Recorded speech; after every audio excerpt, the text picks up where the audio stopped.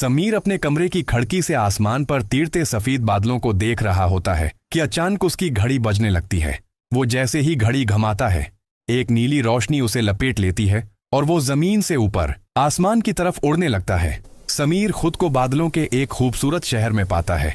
यहाँ सड़कें बादलों की हैं, मकानात रंग बरंगे गुब्बारों जैसे हैं और हर तरफ छोटी छोटी परियां उड़ रही हैं। लेकिन वो देखता है कि बादलों का रंग आहिस्ता आहिस्ता काला हो रहा है और शहर की चमक मांद पड़ रही है।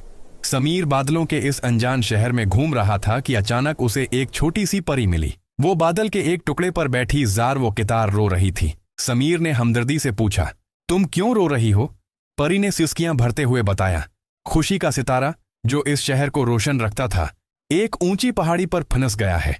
जब तक कोई उसे आजाद नहीं करवाएगा, यहां अंधेरा रहेगा और ये बारिश कभी नहीं रुकेगी। समीर डरने के बजाय आगे बढ़ा। उसने अपनी जादुई घड़ी की मदद से एक उड़ता हुआ कालीन तैयार किया और बादलों की उस ऊंची और खतरनाक पहाड़ी की तरफ रवाना हो गया।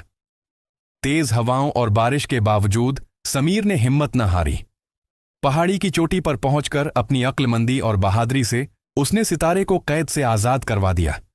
जैसे ही सितारा अपनी जगह वापस पहुंचा, एकदम से जादू हुआ। पूरा शहर दोबारा सुनहरा और चमकदार हो गया। बादलों के शहर के लोग खुशी से झूम उठे और समीर का शुक्रिया अदा किया।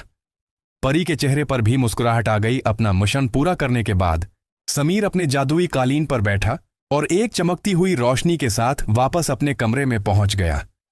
मगर उसके चेहरे पर एक सुकून था, क्योंकि वो जानता था कि उसने एक पूरी दुनिया को अंधेरे से बचाया है और आज उसे पता चला कि हिम्मत और अक्लमंदी से हर मुश्किल काम आसान हो जाता है।